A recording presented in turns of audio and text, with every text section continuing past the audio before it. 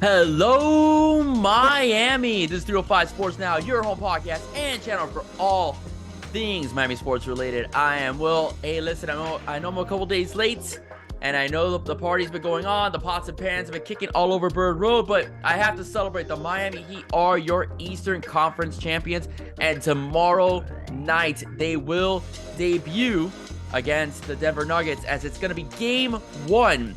All right, game one of the NBA Finals. The Miami Heat will do battle against Nikola Jovic and Jamal Murray, and hopefully bring another title over to South Florida. Okay, the Miami Heat, had a stellar game. Okay, after the tough loss in very controversial fashion against the Boston Celtics in Game 6, the Miami Heat go out there and basically do what Jimmy Johnson always said. I know it's a football reference, but Jimmy Johnson always said, never leave it up to the officials, right? Never leave it in the hands of the officials.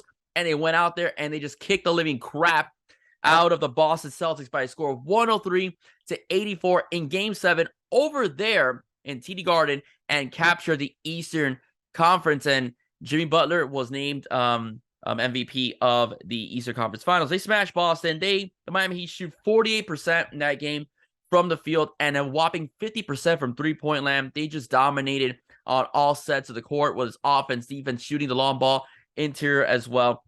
Jimmy Butler had 28 points in that game, okay?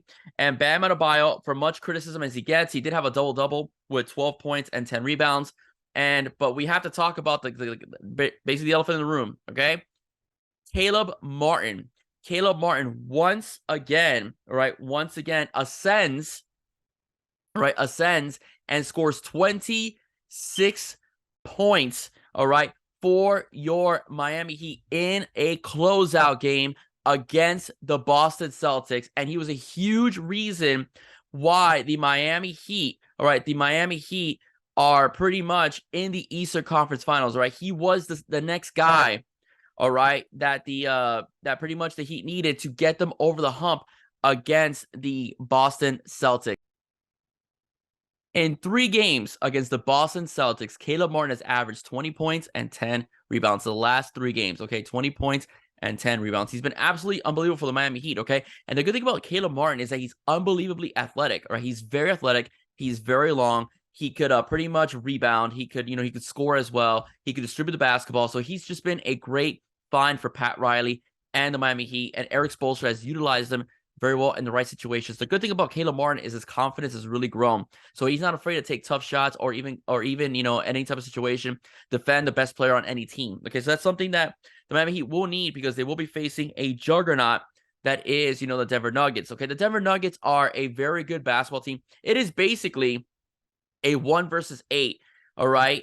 The Denver Nuggets were the first place team in the Western Conference, have gotten no respect because of the market they play in, and they play in the same market as teams like Golden State, the Phoenix Suns, and also, of course, the Los Angeles Lakers.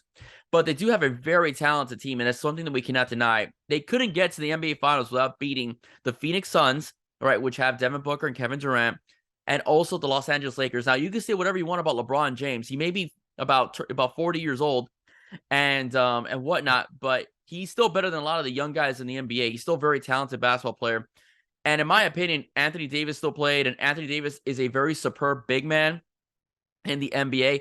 I personally feel the year of the bubble, and I will always say this, I do feel that Anthony Davis should have won the MVP the year that the Lakers beat the Heat, because I do feel that if it was for Anthony Davis, the Lakers do not win that championship. I do believe it would have gone to the Miami Heat. Aside from injuries to Goran Dragic and Bam Adebayo, I do believe that whenever Anthony Davis was not in the game, the Heat really excelled. But Anthony Davis, being so long, the rebounding, the putbacks, the three-point shooting, he's just a very solid player. And, Denver beat them both. Denver beat Phoenix with a very talented basketball team, and they also beat a very talented Lakers team as well. Okay, so what's entitled? Okay, the Miami Heat not just have to deal with Jamal Murray or Nikola Jovic, they also have to deal with Aaron Gordon as well, and also Kentavious Caldwell-Pope as well. So it's a very all-around, very good basketball team. They have a chip on their shoulder, does Denver, because they feel they're not getting any respect. Miami also has a chip on their shoulder because they're always seen as the A seed, and I do believe guys like Caleb Martin, Max Strus, Duncan Robinson, Gabe Vincent are getting tired of being called the undrafted guys. So basically, what we're trying to say is that they're not good enough to be in the NBA. So hence, they were the undrafted guys. So both teams do have a chip on their shoulder. So it's going to be a very competitive series, I do believe. Now, although the Miami Heat are in a territory where it's unfavorable to them, right? The altitude in Denver can be pretty difficult to play in, and Denver does hold, home court advantage. For the Miami Heat to win this series, the Miami Heat are very capable of winning this series because they play very good defense. The only problem I see with Miami is that Miami occasionally will struggle, with their offense, right? They will have occasions where they will miss some shots, all right? That's what got Boston back into the series, okay?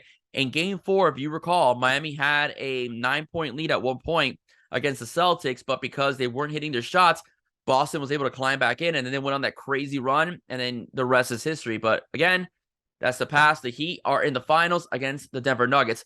So what the Heat have to do is what I really hope is that the shooting reverts back to what it was against the Milwaukee Bucks. Against the Milwaukee Bucks, I do feel that the Miami Heat had the best offensive output in any one of the games in the series.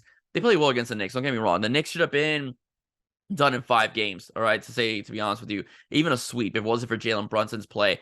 But the bottom line is that, I do believe that the Miami Heat played a complete series against Milwaukee because their offense was off the charts against the Milwaukee Bucks, and their defense was absolutely insane. So if they could do that consistently against Denver, they should be able to beat the Denver Nuggets, right? Because, Miami took out Giannis, all right? Giannis is a former MVP. Jason Tatum was taken out, and he was the MVP last year for the Eastern Conference, in the Eastern Conference Finals. So why not Jokic, okay? The Miami Heat have done the insurmountable. They're a team that, again, when they're heavy underdogs, it seems to play better than what people expect them to be. And they are heavy underdogs in the series, all right? So I do expect a very hard-fought series from both teams, and it's going to be very entertaining. So for all the people that say that the ratings are going to suck, I don't think so. I think Miami is a very marketable team, and I do think that Denver, will draw, an audience. Because, Denver is a franchise been around for a long time, and they have some good players on that squad that could draw attention. Again, I mentioned whom they beat to get to the finals, all right? All right, everybody. That's it for me. All right, that's it for me. If you like what you heard, please don't forget to like, share, and subscribe to 305 Sports Now. I am your host, Will. Stay safe. God bless. See you soon. Bye-bye.